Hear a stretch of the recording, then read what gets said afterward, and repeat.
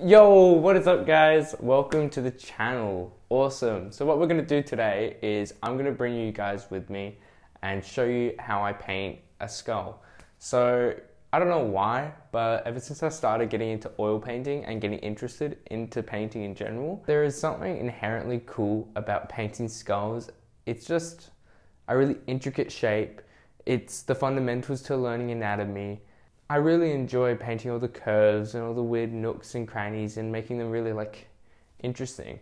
There's also lots of things you can do with skulls. You know, if you put them in really interesting scenarios, they make really interesting paintings. I just want to show you guys how I paint them. So yeah, let's stop messing around. Let's gesso a panel and yeah, let's get it.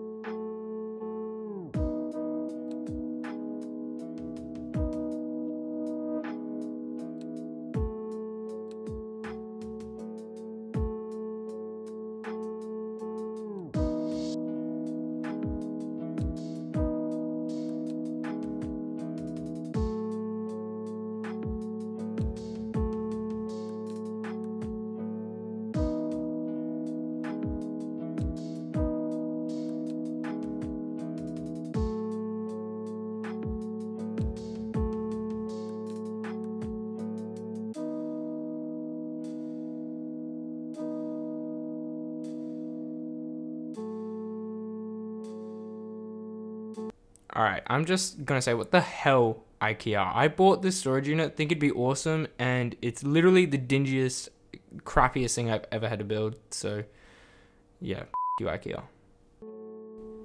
So right here, I was just going through my old sketchbook, trying to find any sketches that I may have done of some skulls, and I came across this one, and I really liked it, so I just wanted to make sure that I didn't have any others that maybe I enjoyed, but I decided to stick with this one. And you'll see as I'm sketching that towards a little bit in, I'd sketched it, started having a look at it, and just realized that someone wasn't right about just the positioning of it. So I ended up erasing the whole thing, and I'm sure you guys will see that in a second.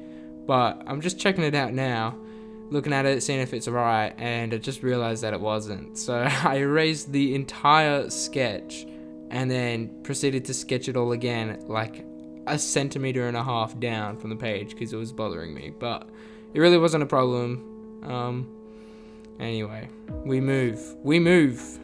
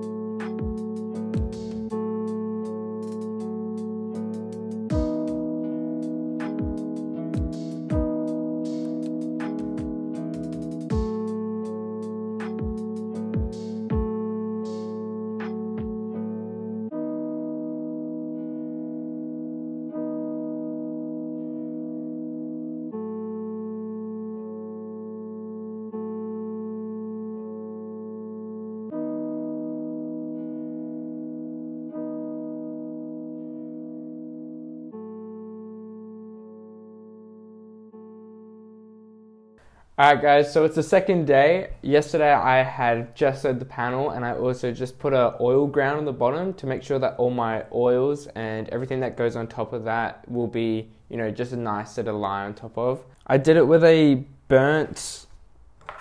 raw umber actually, I think. Not a burnt umber. I think the raw umber as a base, I think it's a bit more like earthy. Also a bit redder, I think, a tiny bit.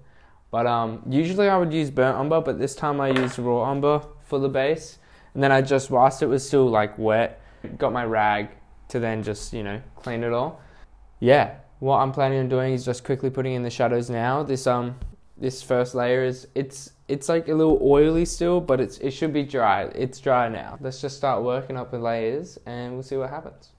Alright guys, so what you're going to start seeing me do is I'm just putting down this first shadow layer of the skull. I always just find that making these first dark values helps me really like register the shape of the skull and just defines the actual form of it. But I also like to, at the same stage, I try and keep these backgrounds really dark and just simple. I just think the skull needs to stand alone on itself, and at the end of the day, it's not a fully finished artwork, so I'm fine with it just being a blank background. But this stage is a really long and tedious stage. This is me just kind of building up those forms that I was talking about with the skull. You know, it has so many different curves and different angles that really make the skull an actual interesting subject to work with. And I'm just trying to, I guess, make the skull texture not flat, because that's where the detail comes in, but just a bit more defined. And you know, we're building up values really slowly and just over time. And yeah, this is where we're going into the fun part for me, which is all the detail, all the highlights and shadows and little cracks that the skull has. This is just finalizing, making sure the form is, you know, right, by adding all the highlights and the, I guess you could say, deepening and making some of the shadows more interesting. It just makes the skull a more intricate and, you know, realistic kind of looking painting.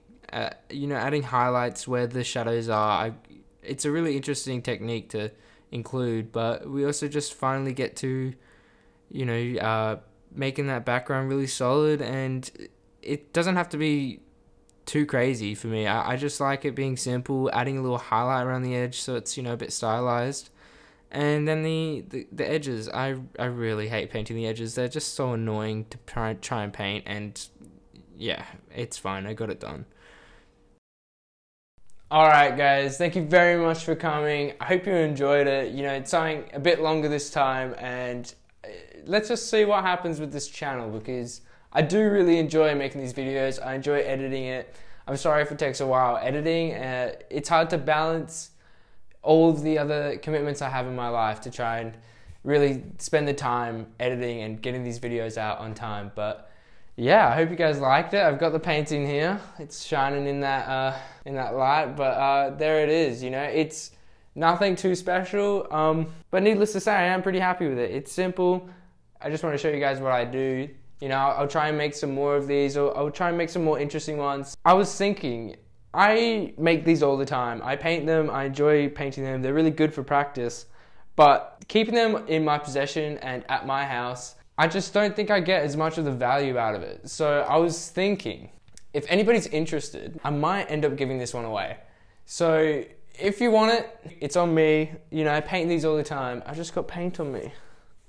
No! It's still wet right now, but don't worry, it will be dry by the time it gets to you. So go to my Instagram. I'll post a story when this video is up, and check it out in the description. Send me a DM, and I'll put a list of everyone who wants this into a raffle, and whoever the hell wins it, you get it. I just want to say thank you very much for coming.